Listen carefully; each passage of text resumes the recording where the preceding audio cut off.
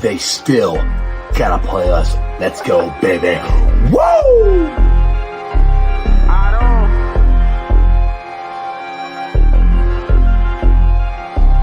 Hey, don't run that ball on the one Hubbard, showed you how that go down. Feeling like Santino, tell him we want all the smoke now. We ain't snooping that commercial, we don't put no smoke down. Plus we back and you can't hide, so it ain't nowhere safe to go now. And we always gon' turn up in that jungle every time.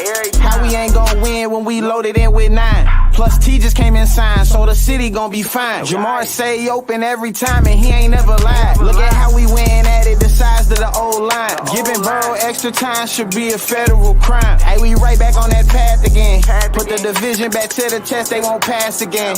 Orlando and Trent Brown, that's the Tower Twins. Feel like we only getting better as we stacking wins. And we stacking. Jasecki in for 6, that's a gritty again. AFC North battles getting gritty again. It's Yoshi second year, we just brought Burton in. Vaughn back to ring some bells, get the cracking again. Hey guys, what's going on? Welcome to the show. Number 2.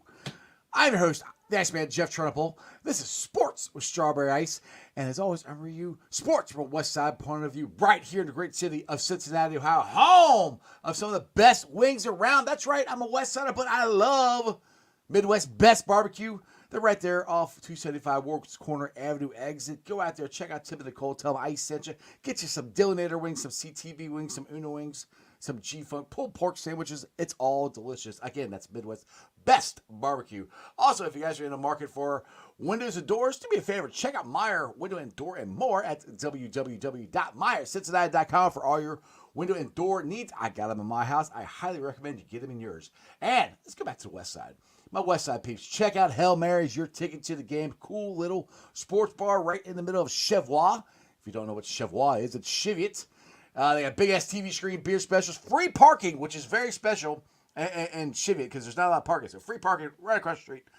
Come on over and enjoy a nice, cool glass of delicious beer. Hail Mary's, your ticket to the game. What is up to everybody in the chat? Yes, this is show number 2, because Trags is so graciously coming back on today since Paycor's internet didn't want to work yesterday, so he's a good dude. He said he'd come back today. But what's up there? Everybody's in there. Strangers in there. Joey V's in there. Brad's in there.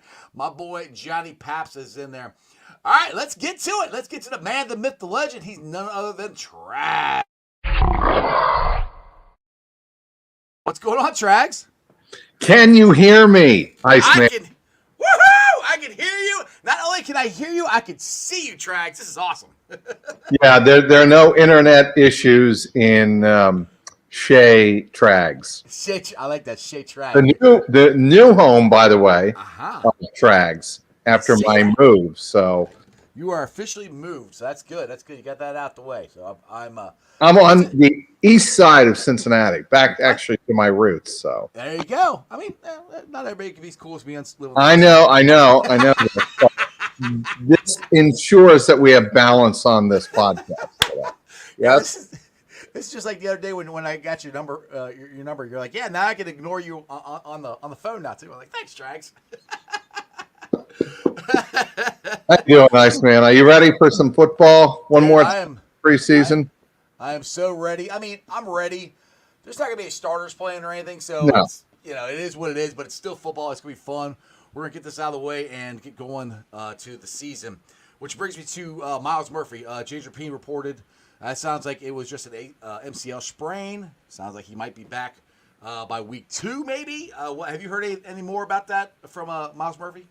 I have not, but I obviously take James's reporting at its face value. He's a tremendous reporter. So I think that's a great sign for the Bengals. I think the fact that he was sitting up and in the front seat of the cart as he made his way back to the locker room yesterday to get checked out was a good sign at that point. I mean, we don't know for certain at that point, but the fact that he's sitting up with his knee bent is usually an indication that they don't anticipate any structural, or should I say, stability issues, serious stability issues in the knee if you can actually sit down and bend the knee. So that's a good sign. The Bengals have dodged 3 major bullets this training camp.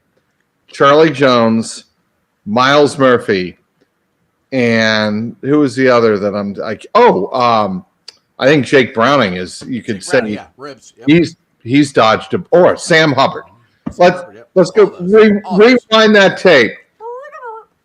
Sam Hubbard. Okay, absolutely a bullet dodge there. Charlie Jones on their first practice on the new turf, and yesterday Myles Murphy. Exactly, and that's the thing. Is like this is where I talked to some of the guys at work last night, and they're like, "Oh, they got to play the starters in the last game." We're going, "No, don't play the starters. Don't play any of them. Let them all sit." That's why. I mean, yesterday is exactly why. Look, football players have to play football. They have to get in game shape. There is no doubt about that. Right. But as training camp practices linger on, you do wonder about the value of putting or exposing high commodity, high leverage players in positions where they could get injured. Heck, Trey Hendrickson could have got dinged up yesterday, and we would have been saying, what are the Bengals doing? Exposing Joe Burrow could have gotten dinged up.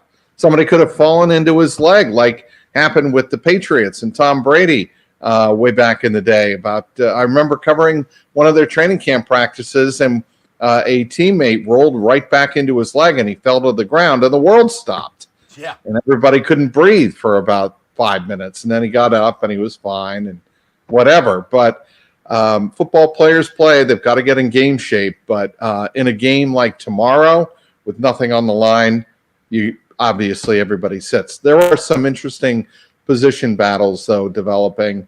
And I would say the number one battle I'm going to be looking at is punter. Can Ryan Rico do enough tomorrow to nudge out Brad Robbins? I think that's a fascinating storyline. I am of the belief that Dax Hill has done enough to step forward and be the starting corner opposite Cam Taylor-Britt. Going into camp, that was certainly the number one battle that everybody had their eyes on. But I've seen enough competitive reps from Dax Hill. I think Lou Anarumo has seen enough. And I think, to a degree, most importantly, the Bengal teammates have seen enough from Dax Hill that they can trust him to play that spot and not have to worry about helping out over there. Von Bell made that point to me yesterday after practice in the locker room. And he said, if I know where Dax is going to be, then that makes my job a lot easier because I know he can handle the responsibility of being on an island.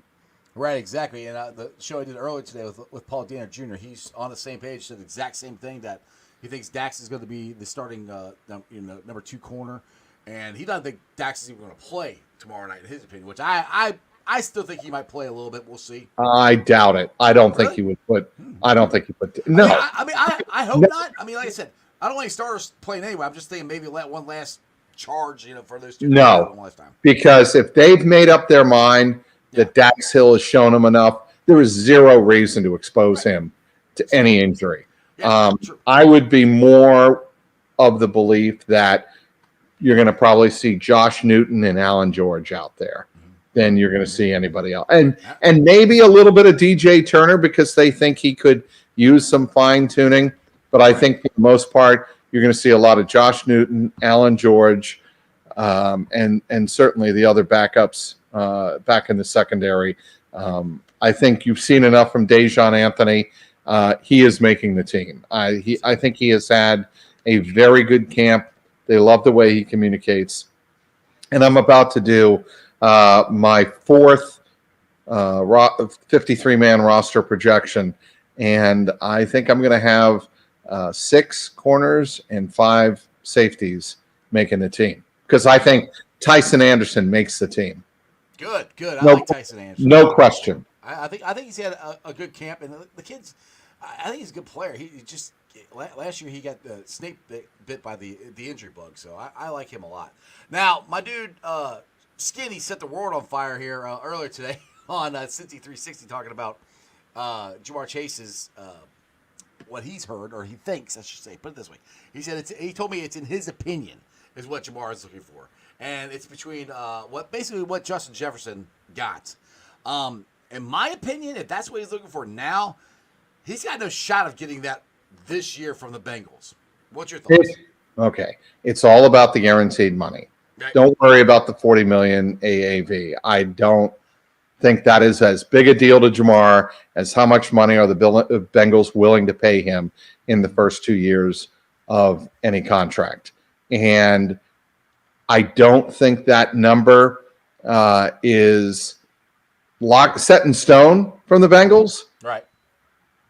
And I think Jamar is frustrated that there hasn't been enough talk and movement off that number, whatever that number may be. But that's really, to me, what it's all about is the guaranteed money up front. What are the Bengals willing to commit to him in cash? And that is going to be an interesting storyline to follow.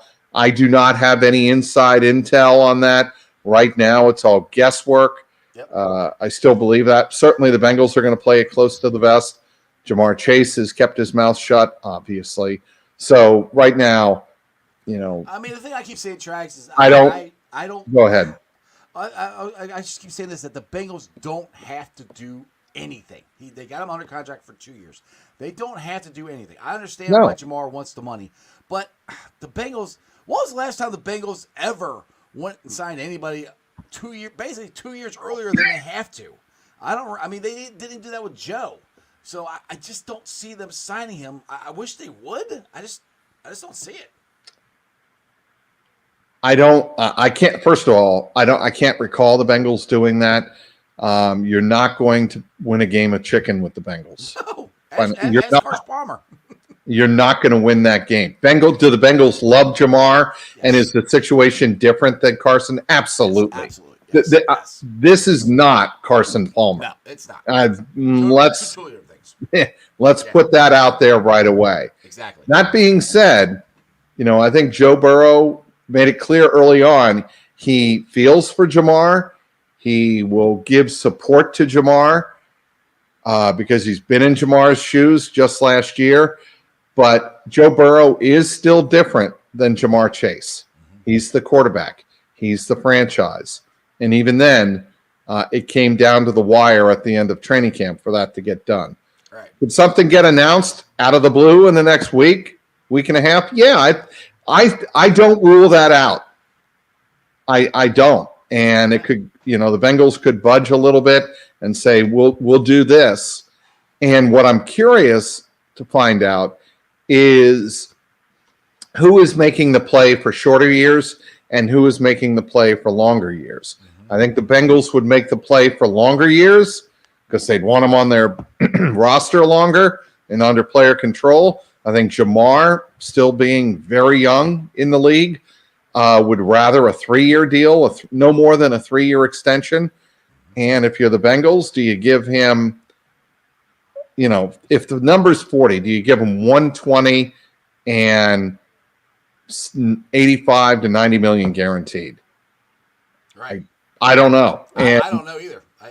There's got to be a number somewhere in there, maybe 60 to 70% of the total value of the contract guaranteed that Jamar is looking for. Let's see. Justin Jefferson, I'm just thinking off the top of my head. 140, 110 guaranteed over the first 2 years of that deal. Is that right? Does that sound right? That sounds about right, yeah. I'll look it up. But anyway, that's what I think the sticking point is in all of this. And, why is he sitting in? Well, Jamar's not going to put himself in any type of jeopardy in terms of his health.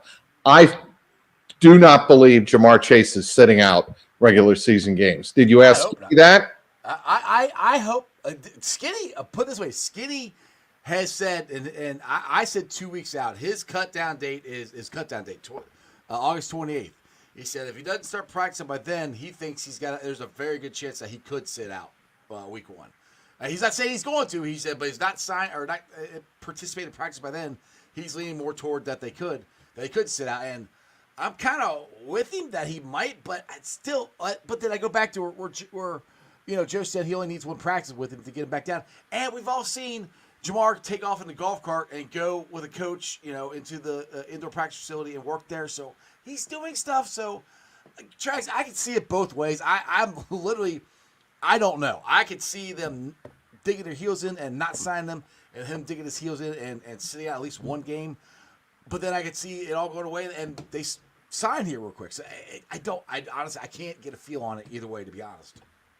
Yeah, it's a tough read, and we're just going to have to wait until next week. If I had to guess, I'm going to guess that Jamar returns to practice sometime mid next week.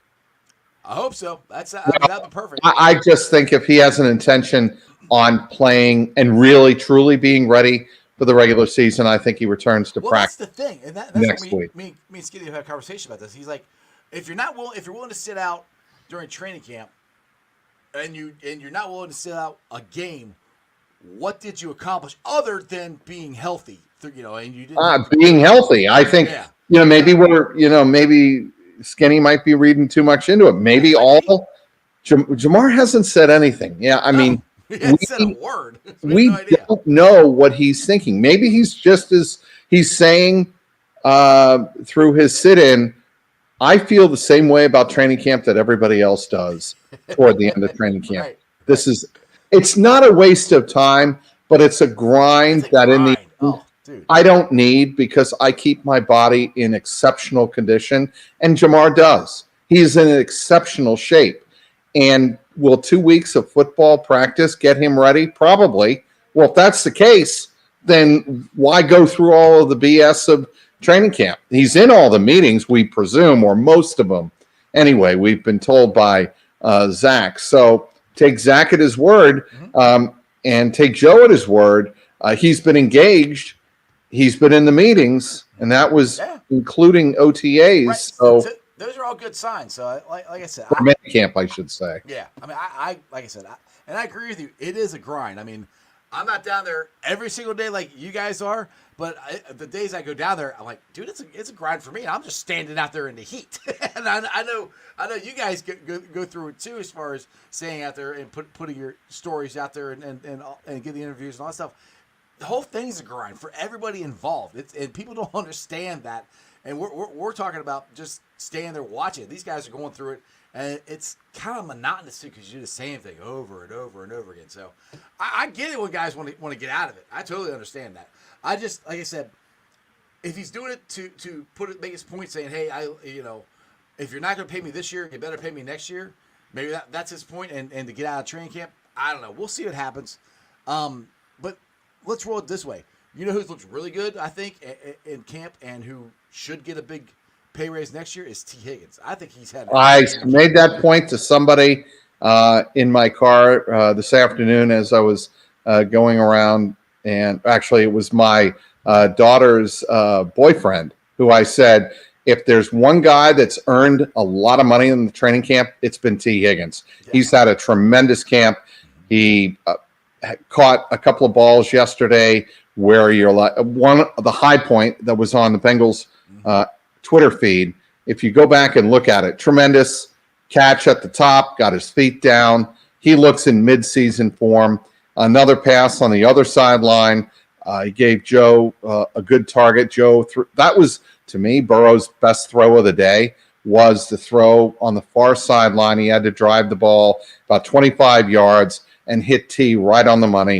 And then T ran a perfect in route for a red zone touchdown in 7. So T's looked great. And, he looked great, I thought, in the preseason game. He said he had a drop on that dime that Burrow threw from about 45 yards out on the post route. Right. The ball was knocked away. And T was probably thinking to himself, I should have battled for it. I should have battled for it stronger and maybe gone up harder and caught the ball. But still, T had a terrific game that game. I just think T. Higgins is going to get paid, and I don't think it's going to be the Bengals paying him. No, unfortunately, I don't think it's going to be either, but we'll see. Now, one thing Paul Dana told me earlier today, and of course they do this when it's a practice that I can't go to, they ran 2 tight end sets. Yep. I'm very excited to see it because that's what I was hoping they would do. And I don't remember, maybe I missed it, but I don't remember seeing that in training camp this year. Is that a new wrinkle that you've seen before, or is that the first time you saw it yesterday? Actually, I asked a couple of the tight ends about the 12 formation, and they kind of winked their eye, nodded, and I think to that point, the two tight ends, if I recall, were Drew Sample and Eric All. Yes, that's what Danner said. Yeah, and Eric All, do not sleep on him as a three-way tight end. Exactly. Drew Sample's terrific as a run blocker. He's good as a pass blocker, but he's not a receiving tight end, and I think everybody appreciates that. But what he does, look, Zach Taylor has always insisted this. What he does incredibly well. He's very smart. He knows that Bengals can depend on Drew Sample when he's in the game.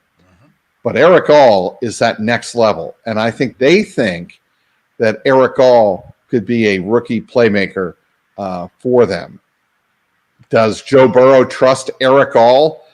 That is a $64 million question that may evolve as the season goes along. Just now, I think, and what yesterday showed, Iceman, is that Mike Gesicki, and Joe Burrow are developing, a synergy and a chemistry together. And it's taken 3 weeks of camp plus all of the offseason to get to this point.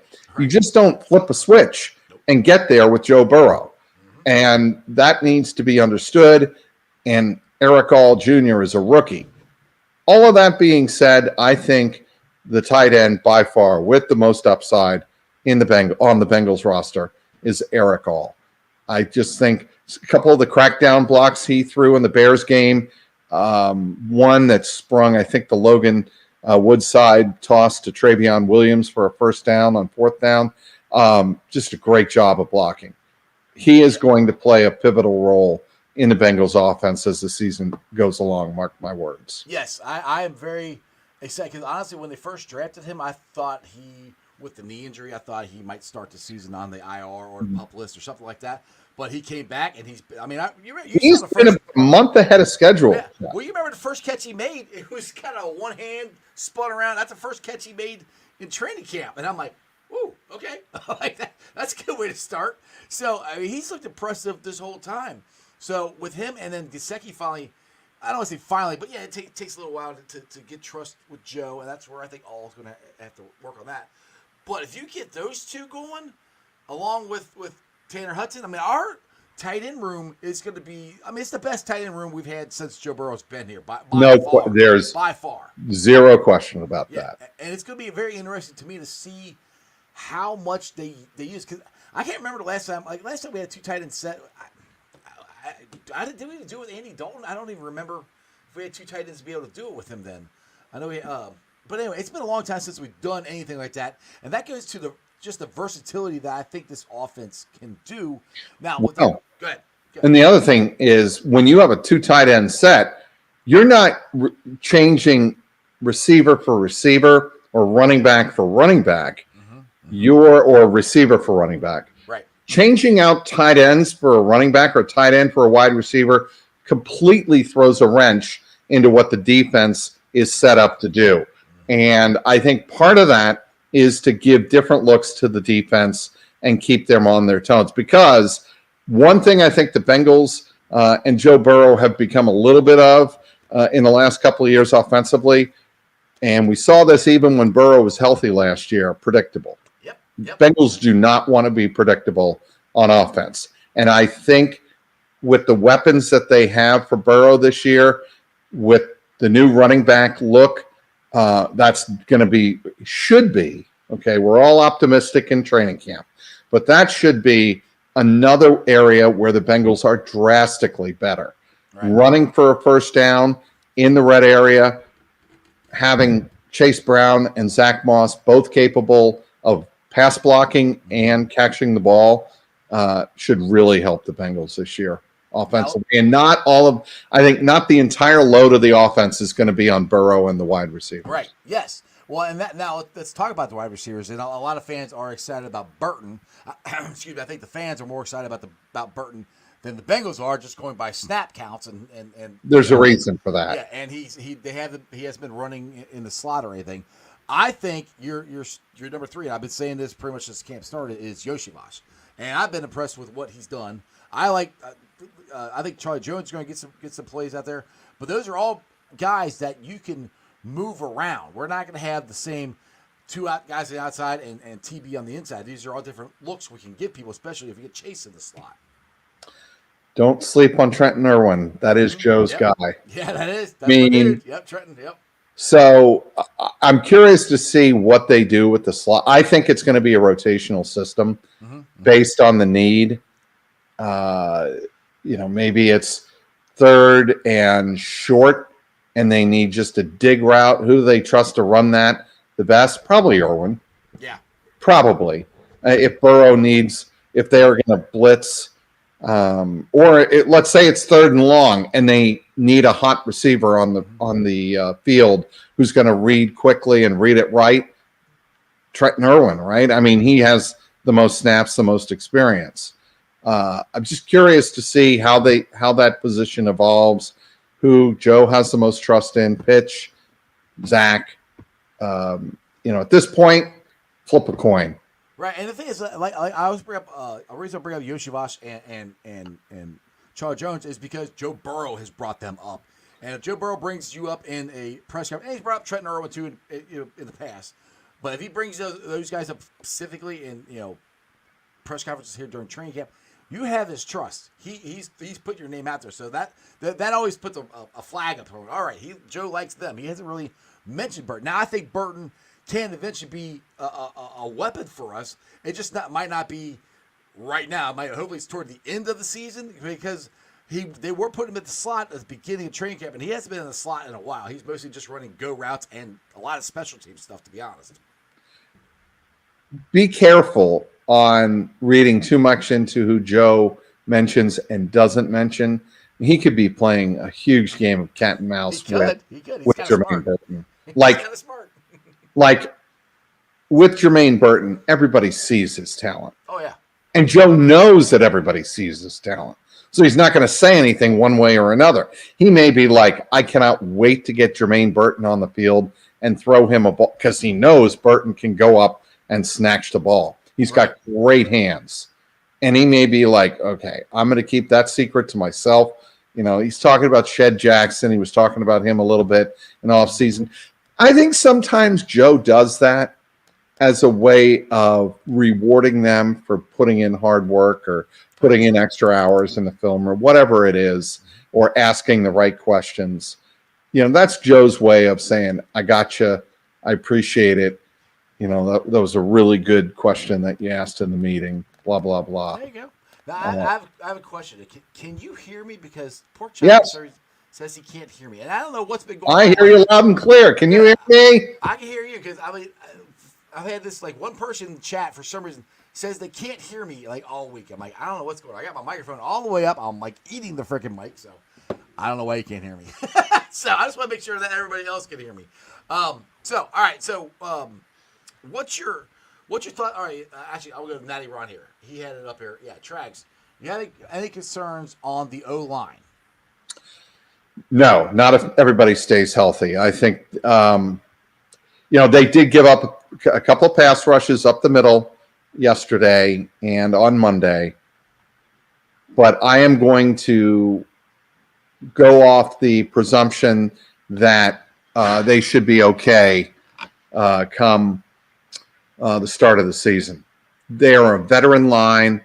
They have Alex Kappa, they have Ted Karras, and they have obviously Cole. Help me. No. Cordy Bolson. Bolson. Sorry.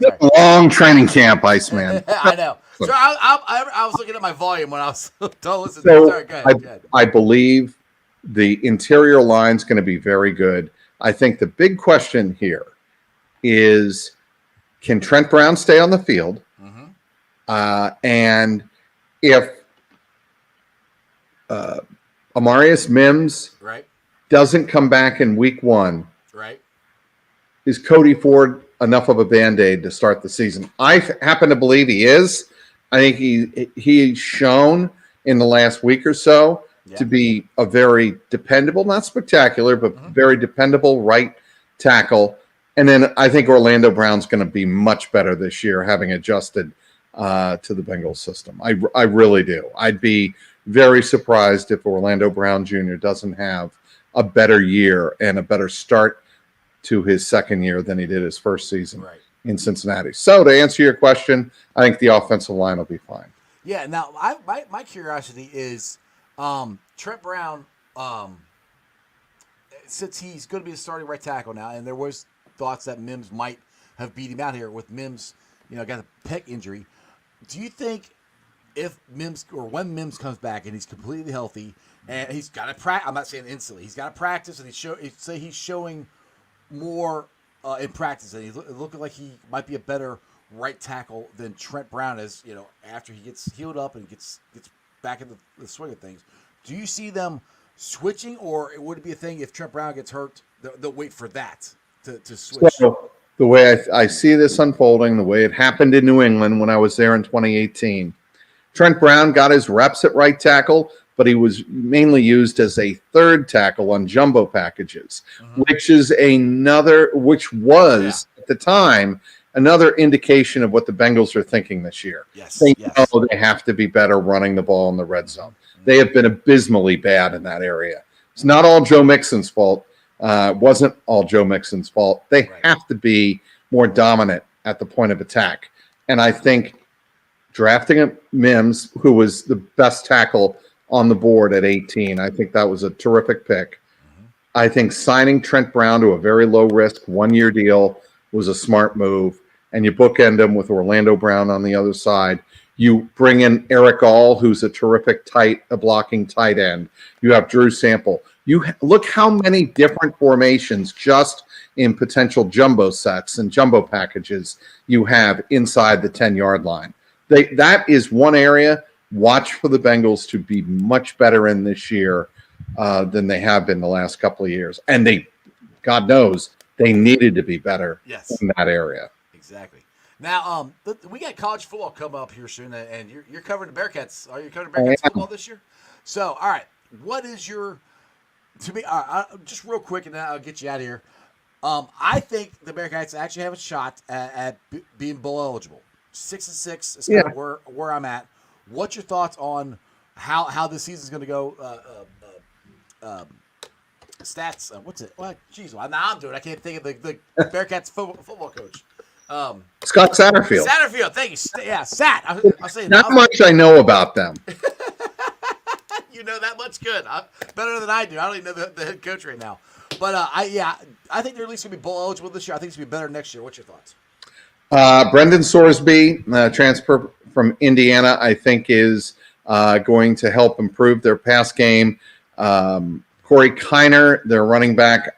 I think last year the one thing that they did do well under Coach Sat was run the ball, and I think he's going to be able to run the ball again. What I'm curious to see is Dante Corleone had that scare in the offseason, actually, as the Bearcats training camp was opening up. He had that blood clot situation, and that has apparently passed or is in the process of passing. And is Corleone, he going to play week one, or do you? I haven't heard that yet. TBD. I'm going to say I don't know yet. Okay. I just know that whether or not they need him against he progressed a lot faster than it seemed like he would when this first happened.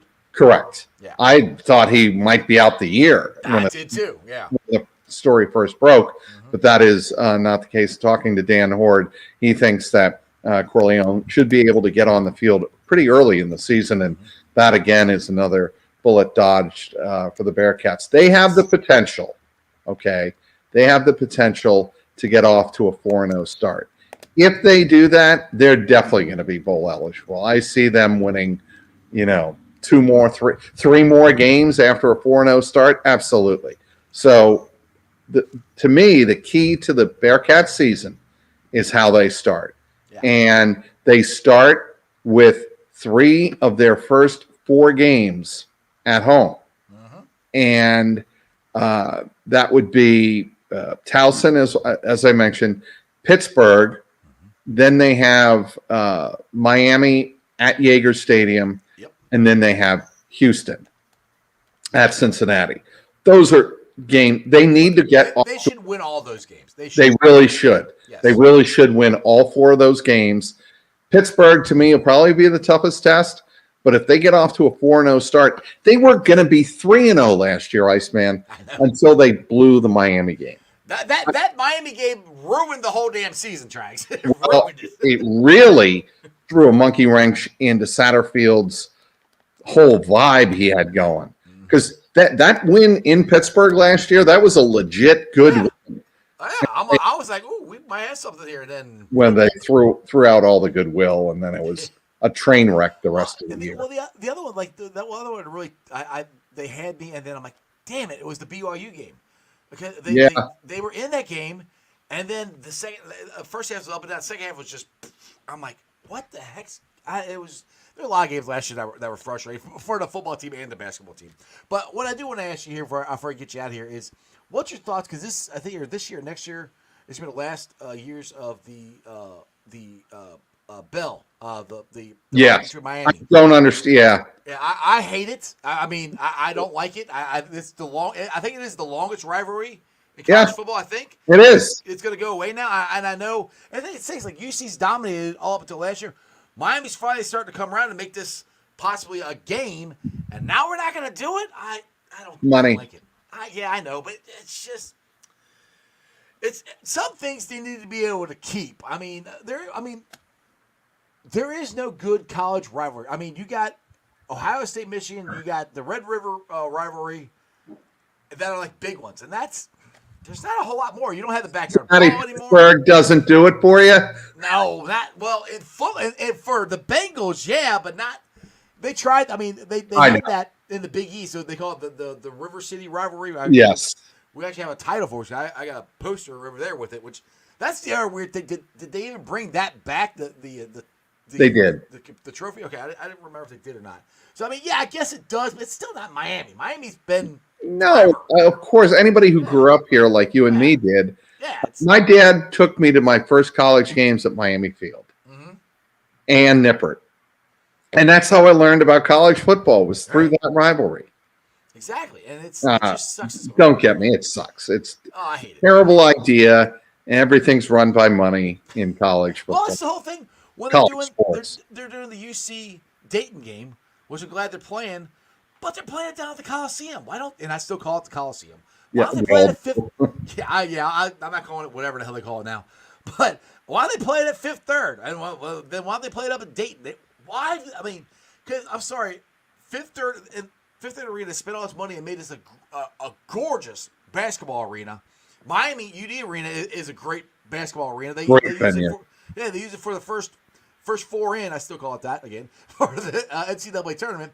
But you want to go to one it was supposed to be made for hockey. I mean, that's what it's designed for, is hockey, not basketball. You can't tell me money because it's not that much bigger. I don't even think it is any bigger than Fifth Third, actually. If it's with the 1,500 in 15,000, yes. Yeah, and what's Coliseum at? That's 14 something. I think it's smaller, to be honest. Or am I getting the numbers wrong? No, it's I think Fifth Third is something like 17. Yeah. And Heritage Bank Arena is in the 16s, but I'd have to look that up. Yeah, so it's not even that it's not even the size of the arena. So that's why, if you want to say money, why are they playing that game there? I know you don't know the answer. I don't know why. I just all of a sudden went off on a tangent on that, and I know you and me are thinking the same way there. So let's see. For the record, because I want to be accurate. Yeah. Oh, Heritage Bank is 17,556. Okay. And Fifth Third. It used to be 13.5 is what it used to be before they. It's much bigger than that. Yeah, it's bigger than that now. It is 13,176. So Heritage Bank is significantly bigger in terms of capacity. I guess it is that much bigger, but I mean, Fifth Third is so much better. Anyway, Trags, I know it's been a long training camp. Got the Reds. You cover the Reds. You cover the Bengals. You cover the Bearcats. I mean, you do everything that I do, except you got the press passes, and you're much better at than I am. I appreciate you coming on. Plug some stuff. You got the Reds podcast. You got a Bengals one. You have a Bearcat one yet? I do not. We are actually working on that. That is funny you bring that up. That actually reminds me of something I've got to do. You need more jobs, Trag. You need more stuff to do. Jungle World Podcast. You can find that on youtube.com/@JungleRoarPod. You can follow all of my stuff on the X at Trags, Trags. And all of my online material, including my latest 53-man roster projection, will be up at clnscincy.com. There you go, Trags. I appreciate you. And I'm sorry I missed the banana shirt this year. Every time I saw you, I never saw the banana shirt. So that was very disappointing. I have to make sure I see that. I did wear it. I believe you wore it. Just never when I was there. It's like, whatever. Iceman's here. I'm not going to wear the shirt. Okay, whatever. All right, Iceman. Take it easy, Trags. I'll see you, man. Okay, Jeff. Bye. Bye-bye. All right, guys. I hope you enjoyed that as much as I did. Go follow Trags. He does a great job. And the banana shirt is a shirt he wears at training camp a lot. And it's a nice shirt that I like seeing. Anyway, like I said, go follow Trags and all his stuff. Jungle War Podcast. Was it Red Alert? I think it is. His Reds podcast. So make sure you guys check that out. Thanks for watching show number 2. And my thanks to Trags for jumping on because just did not work yesterday. Paycor's internet just didn't want to work. So like I said, thanks for watching. And for some of you that may or may not know, I actually did write my first article today. It's on ZTV Online, which is what I'm broadcasting on here. So make sure you guys go check that out. And I will be hopefully trying to bang some articles out here maybe every day, every other day. We'll see what's going on. But I'm trying to write some stuff and try to expand what I'm doing. But thanks for watching. Like I said, I've been live streaming on ZTV Online, YouTube, X, Facebook, Twitch. You can follow me on all those along with Threads, Instagram, and TikTok. And you guys are hungry? I'm hungry. You know what I'm hungry for? I'm hungry for some Midwest best barbecue right there on the east side. Ward's Corner Avenue, right off 275. They have delicious wings there. They got the newest ones, the Dillinator wings, in honor of the greatest running back in Bengals history, clock killing Corey Dillon. Go get you some CTB wings, some Uno wings, some G-Funk, the originals. They have all kinds of delicious food there. Again, tell Tim and Nicole that Ice sent you. Again, that's Midwest best barbecue. And if you guys are in the market for some windows and doors, I highly recommend Meyer Windows and Doors at www.meyercincinnati.com. Check them out for all your windows and door needs. I got them in my house, and like I said, they are energy efficient, good-looking windows, easy to clean, and they save me money on my heating and air conditioning. Again, Meyer Windows and Doors at www.meyercincinnati.com. My West Side peeps, go check out Hail Mary's, your ticket to the game. They got a big-ass TV screen, beer specials. I have food trucks there, free parking. It's right in the middle of Cheviot, otherwise known as Cheviot. Go check it out. It's a cool little bar, right? If you just want to go there and someplace to just chill and not have, all the big bands playing and all that stuff, yeah, go there and chill out. They do have bands that are playing sometimes, but most of the time it's just a nice chill bar, at least the times I've been there. Again, that's Hail Mary's, your ticket to the game right in the heart of Cheviot. And if you guys have been living under a rock or you haven't been paying attention to my show, we have officially announced it. It's the Mercedes-Benz of Fort Mitchell at Moorline Lager House, the pregame experience 3 hours before every football game. If you guys are interested in getting tickets, they are at the top of the YouTube chat. It is $100 per ticket, but portions of the proceeds go to the charity of the choice that weekend, which we're going to have Bengal players there. Just we got a list coming. Just teasing you, so we're not telling you everything yet. We're gonna have a DJ there. And it's gonna be. I'm gonna be there. Like I said, 4 Bengals players are gonna be there. You get an open bar, $100 open bar right there. You should be sold. $100 open bar. $100 a food buffet of delicious Moorline food. You get all of that for $100. Big old party. It's gonna be great. Portion of proceeds go to the charity. You got me. You got Bengal players. What more would you want? So again, go check out. I'll put it up there again. Mercedes-Benz of Fort Mitchell at Moorline Lager House pregame experience. We will not be doing it tomorrow night. I will be at the Moorline Lager House, just hanging out before the game. But it will be week 1, September the 8th. So make sure you guys and get your tickets. I cannot wait. It's going to be an awesome time. So tomorrow, guys, I will have former Bengal Shane Graham on. We'll be be on at 3:30. So sorry, I know time's been kind of all over the place, but it just depends on when I get people and when I don't. So got a lot of stuff I'm working on right now, so the show might be bouncing around a lot, which, like I said, if you can't watch it live, that's no problem. It's on YouTube. You can watch it later. I have not put it on the podcast in a while. Doesn't sound like anybody's really missed it. I haven't heard anybody's messaging me going, man, I like your YouTube show, but I really like listening to the podcast. So that's why I haven't put it back out there. If anybody wants it back on the podcast, let me know. I could put it back out there on another format or something, but I have not done that. Anyway, I'll see you guys tomorrow live at 3:30. Shane Graham will be on here, and then come down to the Moline House with me. Hang out. If not, you don't come down to the Moline House, go down to Lot 1. Hang out with Bengals, the Brew Crew. All the boys from Bengals and Brews will be there. Cap will be down there. They'll be down in Lot 1. I'll be just hanging out at Moline House. And next time we all get together after this, it'll be for real. Bengals, Patriots, NFL season will be starting. I can't wait. Road to the Super Bowl starts here very, very shortly, people. Ready? Throw it up. And that's just sports, baby. See ya! They still gotta play us. Let's go, baby. Woo!